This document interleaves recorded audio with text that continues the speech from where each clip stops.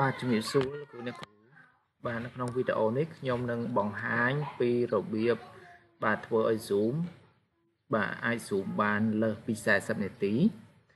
ញ្ចឹងដើម្បីធ្វើឲ្យ account នឹងអាច Zoom បានលើសពី40នាទីមុនដំបូងលោកគ្រូអ្នកគ្រូចូលទៅកាន់ browser មួយមកបើក Mozilla Firefox ក៏បានឬក៏ Chrome ក៏បានដែរបាទ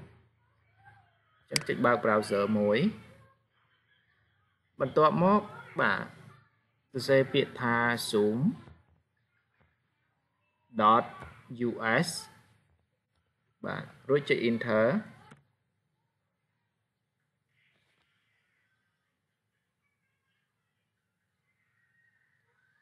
បាទនៅពេលដែលបើកទៅកាន់កម្មវិធី Zoom រួចហើយ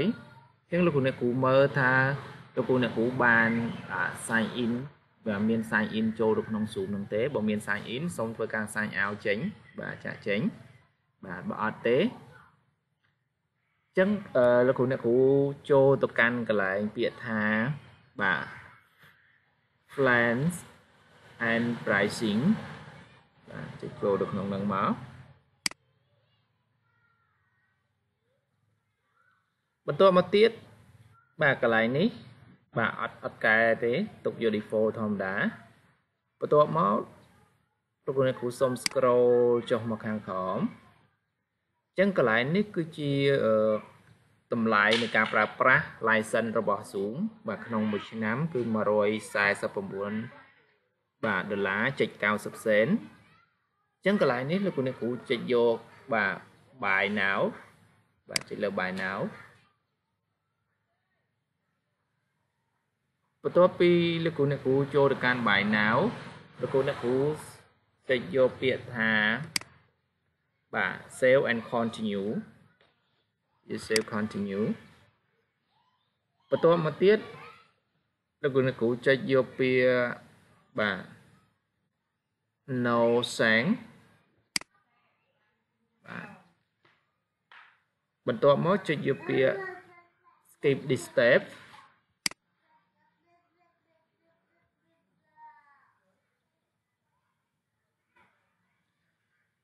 បន្ទាប់មកលោកគ្រូអ្នកគ្រូសូមធ្វើការបំពេញនៅថ្ងៃខែឆ្នាំកំណើតបាទរបស់លោកគ្រូអ្នកគ្រូនេះខ្ញុំឧទាហរណ៍ទេឧទាហរណ៍ខ្ញុំដាក់4ថ្ងៃទី14ចុះឧទាហរណ៍ឆ្នាំដាក់1992ចឹងមកបាទអញ្ចឹងខ្ញុំ scroll រកឆ្នាំ1992បាទចេញ1992បាទបន្ទាប់ពីបំពេញថ្ងៃខែឆ្នាំកំណើតរួចហើយលោកគ្រូអ្នកគ្រូចូលទៅកាន់កន្លែងពាក្យថា continue បាទអញ្ចឹងនៅពេលដែលបំពេញកន្លែងហ្នឹងហើយបាទចូលទៅកាន់កន្លែង continue ណាបាទចូលទៅកាន់ continue មក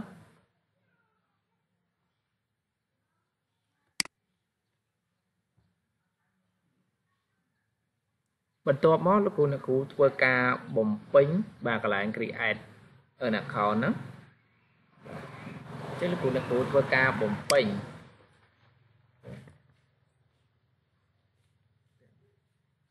បាទអញ្ចឹងកន្លែងនេះបំពេញឧទាហរណ៍ថាខ្ញុំបង្កើត account មួយចុះបាទខ្ញុំដាក់ account មួយ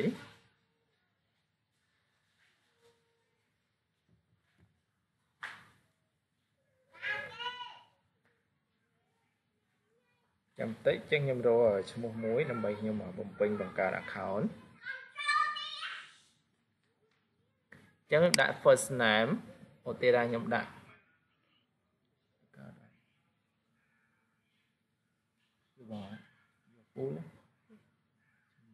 អូខេអញ្ចឹងខ្ញុំដាក់ឈ្មោះអ្នកគ្រូមួយចុះឧទាហរណ៍ថាឥឡូវខ្ញុំដាក់តកូលធម្មតាបា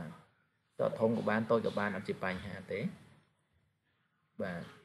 បន្ទាប់មកបំពេញ last name បើសិនជាបំពេញតាមភាសាអង់គ្លេស last name first name បែរថាឈ្មោះផ្ទាល់ខ្លួនឈ្មោះខ្លួនឯងហើយ last name តកូលប៉ុន្តែនេះខ្ញុំបំពេញជាលក្ខណៈបែបជាខ្មែរទេអញ្ចឹងខ្ញុំដាក់តកូលមុនហើយខ្ញុំដាក់ឈ្មោះក្រោយឈ្មោះផ្ទាល់ខ្លួន ក្រោយបាទអញ្ចឹងខ្ញុំដាក់ចេះ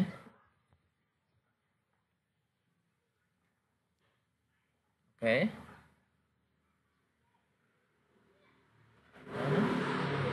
បន្ទាប់មកលោកគ្រូអ្នកគ្រូបំពេញអ៊ីមែលអញ្ចឹងការប្រើប្រាស់អ៊ីមែលលោកគ្រូអ្នកគ្រូសូមបំពេញជាលក្ខណៈបាទបែបនេះណាខ្ញុំសូមបង្ហាញអញ្ចឹងការបំពេញគឺអ៊ីមែលដែលគេ free ឲ្យណាសម្រាប់ប្រទេសដែលគេ free ឲ្យយើងអញ្ចឹងយើងត្រូវបំពេញតាមលក្ខខណ្ឌរបស់គេទើបអាចបង្កើត account នឹងបានដោយបាទអាចប្រើប្រាស់បានលើសពី40នាទីអញ្ចឹងខ្ញុំសូម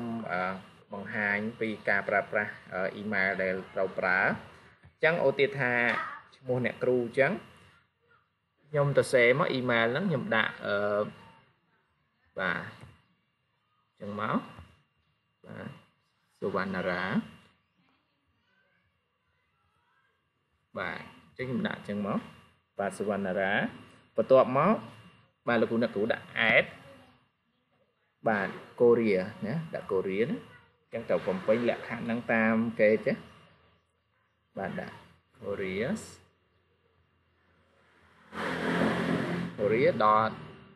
.kr បាទអញ្ចឹងមិនអញ្ចឹងបំពេញតាមលក្ខខណ្ឌនឹងអ៊ីមែលហ្នឹងណាបំពេញលក្ខខណ្ឌនឹងតាមអ៊ីមែលហ្នឹងមកអញ្ចឹងខ្ញុំមិញខ្ញុំសេខ្ញុំ copy ដាក់អញ្ចឹងកន្លែងនេះ confirm មានន័យថា confirm email address អញ្ចឹងបំពេញ email address ហ្នឹងម្ដងទៀតណាឲ្យត្រូវនឹងដូច email ខាងលើនេះអញ្ចឹងបាទអញ្ចឹងខ្ញុំបំពេញម្ដងទៀតបាទសុវណ្ណរៈអញ្ចឹងមកបាទសុវណ្ណរៈ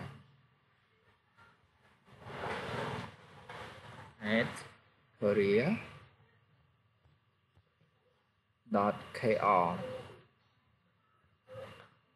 បាទបន្ទាប់ពីបំពេញព័ត៌មាននឹងហើយបន្ទាប់មកត្រូវបំពេញព័ត៌មានខាងក្រោមទៀតមាន password អញ្ចឹងនៅពេលដែលបង្កើត password កន្លែងនេះសូមបំពេញតាមលក្ខខណ្ឌណាគ្រប់តាមលក្ខខណ្ឌរបស់គេកាលណាយើងអត់គ្រប់តាមលក្ខខណ្ឌរបស់គេអត់បង្កើត account នឹងបានទេអញ្ចឹងគុណបាទកន្លែងនេះសូមមើលការបំពេញមាន password យ៉ាងតិចឲ្យបាន8ខ្ទង់ឡើងណា character ហើយឲ្យត្រូវមានបាទអក្សរធំបាទអក្សរធំអក្សរតូចចឹងមកបាទសំតោអក្សរតូចហើយនឹងអក្សរធំបាទនៅក្នុងហ្នឹងមាននេះអញ្ចឹងមានអក្សរធំមានអក្សរតូចអីចឹងមកណាមាននិមិត្តសញ្ញាផ្សេងចឹងមកដើម្បីឲ្យ password ហ្នឹង strong អញ្ចឹងខ្ញុំបំពេញ password នេះខ្ញុំសូមអត់បង្ហាញ password ទេណាខ្ញុំបំពេញតែខ្លួនឯងអញ្ចឹងខ្ញុំដាក់ password បាទអញ្ចឹងបំពេញ password មកបន្ទាប់មកខ្ញុំដាក់អក្សរធំ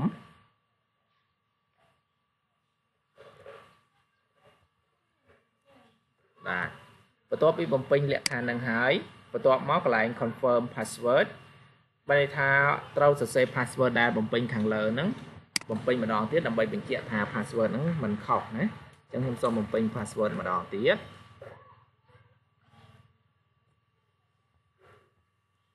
បាទ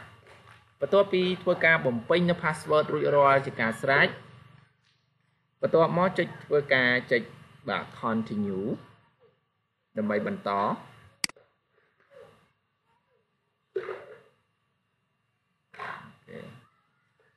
អញ្ចឹងកន្លែងនេះខ្ញុំចុច save ដើម្បីថាបាទ email ឬ password ហ្នឹងដើម្បីលុបចូលពេលក្រោយទៀតបាទខ្ញុំសូម save កន្លែងនេះអាច save បានណានេះក៏បានដែរនេះមកអត់ save ទេសុំទោសមិន save ណានេះបាទឬក៏បិទចោលក៏បានដែរអត់អីទេអញ្ចឹង new version ខ្ញុំតាnew version បន្ទាប់មកទៀតបន្ទាប់ពីធ្វើការបំពេញ password ហើយកន្លែងនេះតាក់ទងជាមួយនឹងបាទតាក់ទងជាមួយនឹងមាន company name address ចឹងកន្លែងហ្នឹងបំពេញក៏បានអត់ក៏បានដែរអានេះយើងរើស តាក់ទងជាមួយ member ដែលឆ្លៅចូលចឹងខ្ញុំយក1150នេះក៏បានជាទូទៅរើស1150ក៏បានដែរប៉ុន្តែ maximum Zoom គឺ100ណា join សមាជិកចូលរួមគឺអាច join ចូលបាន100នាក់បាទអញ្ចឹងខ្ញុំយក11ដល់50ចុះជាទូទៅយើង Zoom បានដល់100នាក់អត់អីទេកន្លែងហ្នឹងហើយបន្ទាប់មកនៅកន្លែង address ខ្ញុំដាក់ PP ចុះបាទហើយតាក់ទងជាមួយនឹង city ខ្ញុំដាក់ PP ដែរបន្ទាប់មកកន្លែងzip code zip postal នេះអញ្ចឹងកន្លែង zip ហ្នឹងកូដហ្នឹងដាក់855មកអូខេបន្ទាប់ពីបំពេញព័ត៌មានហើយចាប់ subscribe បន្ទាប់មកនៅកន្លែងតាក់ទងជាមួយនឹង link អញ្ចឹងយើងចូលកន្លែងនេះសូមចូលទៅកាន់ link ដើម្បីទៅរក visa card នេះអញ្ចឹងចូលទៅកាន់ link កន្លែងនេះអញ្ចឹងខ្ញុំមាន link មួយអញ្ចឹងសូម copy link ហ្នឹងមកបាទយកទៅ paste ចូលកន្លែងបើក link ថ្មីមួយសិនមក paste ចូលមក enter បាទបន្ទាប់មកកន្លែងនេះតាក់ទងជាមួយនឹង link scroll មកខាងក្រោមមកបាទអញ្ចឹងកន្លែងនេះមាន bin អញ្ចឹង bin ហ្នឹងគឺមានលេខកូដនេះសូមធ្វើការ copy កូដហ្នឹងមកបាទ copy កូដហ្នឹងយកមកដាក់មកកន្លែង bin ហ្នឹងអញ្ចឹងខ្ញុំយកមកដាក់នៅកន្លែងនេះបាទបន្ទាប់ពី copy pin ហ្នឹងហើយបន្ទាប់មកកន្លែងនេះតាក់ទងជាមួយចំនួនឆ្នាំ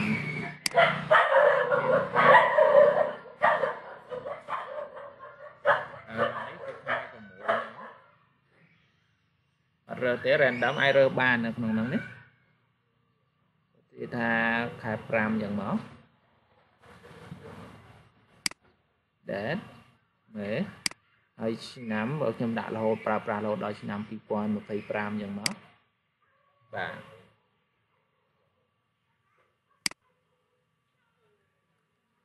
បន្ទាប់មកកន្លែងនេះខ្ញុំចុចយកពាក្យ generate បាទដើម្បីបានកូដអញ្ចឹងខ្ញុំសូមយកពាក្យ generate បាទចុច generate អូខេអញ្ចឹងកន្លែងនេះនៅនឹងឃើញកូដនៅក្នុងនេះមួយណាកូដហ្នឹងសម្រាប់ធ្វើការ copy ទៅបំពេញនៅព័ត៌មាននៅក្នុងហ្នឹង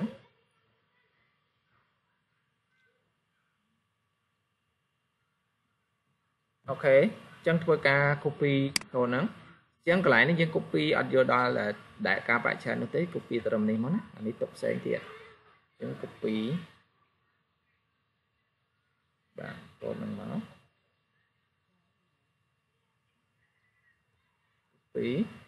ហើយចូលមកកន្លែងនេះវិញ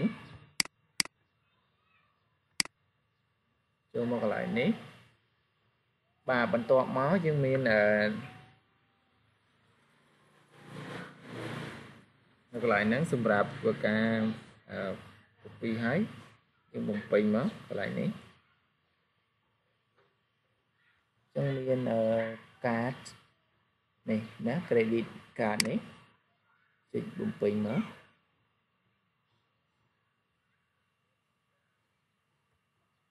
បំពេញសិនទៅ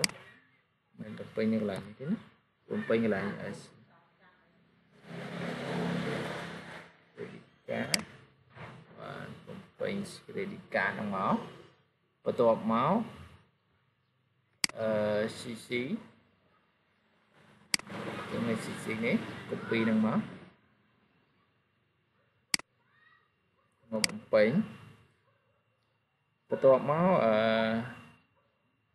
មើលទៅលើខែតើខែណានេះខែ5 2025អញ្ចឹងចូលនេះយើងយកខែ5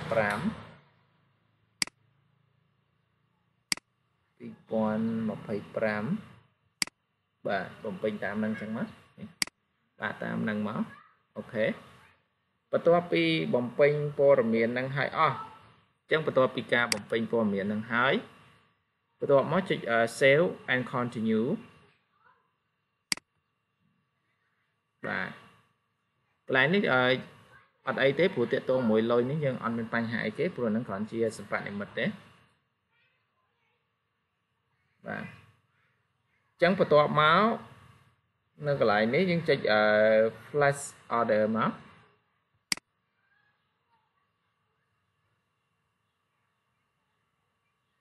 và flash order những sale card năng môi máu sale và chắc nó bên ấy bạn này tha dư bàn bằng card account nắng bàn và register ok ta chắc bạn này tha account nắng cứ bàn bằng card rồi hỏi nắng nắng ta lối những chỗ bà mà mơ là nếu cho mà mơ lại xuống này mình máu và máu cho được nông đấy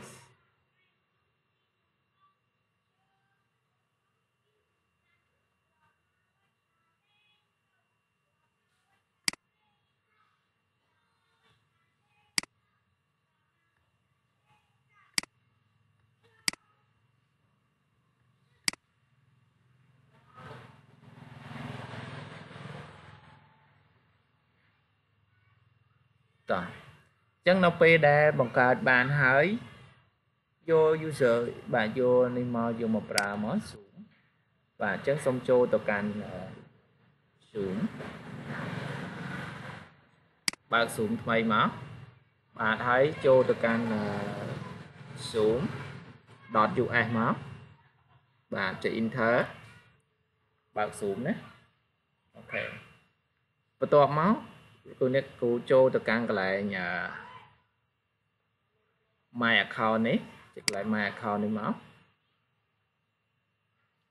chẳng là cụ nè cụ nâng khơi po miền bao là cụ nè cụ và đại ban bằng cả rồi hải đấy chẳng là cụ nè cụ trong mơ tha xuống nâng bằng cả ban lơ bị sai sắp nhận tì được ớt cụ nè cụ cho Moscow rồi mà lại ní mơ tờ lơ ở license thai đấy chỉ cái lại nhà xuống đấy là mấy mờ chẳng cái lại nếu là đã thật sự has a temporary sai sầm tí năng ấy và chẳng ban chụp chế nữa chẳng là của ai pra bàn là bị sai sầm tí và thế chẳng ní xuống đây trong pra bàn đấy nè là bị sai sầm tí chẳng nó p là sign in cho xuống đó chẳng cho một can lại xuống đi mở bà cầm thi xuống đi mở hay giờ nhom sai ao bỏ nhom sánh là bây giờ account thay để bạc mỹ nhé sai ao sánh và chẳng phải to máu cái lại ní là cụ này cụ trô máu cái cụ này cụ bồng pin for miền năng màu mấy email đây là cụ này cụ đạm mình nhé nè email nó ở đây là đại nhom đạm máu bà đã mua email mình đó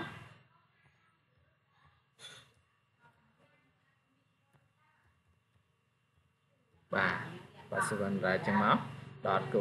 và Korea dot at Korea dot ko máu haiตัวmóc bên chỗ password và chẳng quay password bên chỗ đây và cả account mình nhé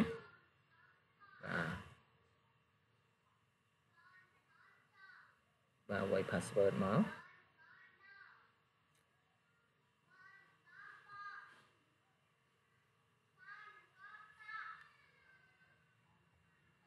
xong cho một đòn tiến không ở chợ lõm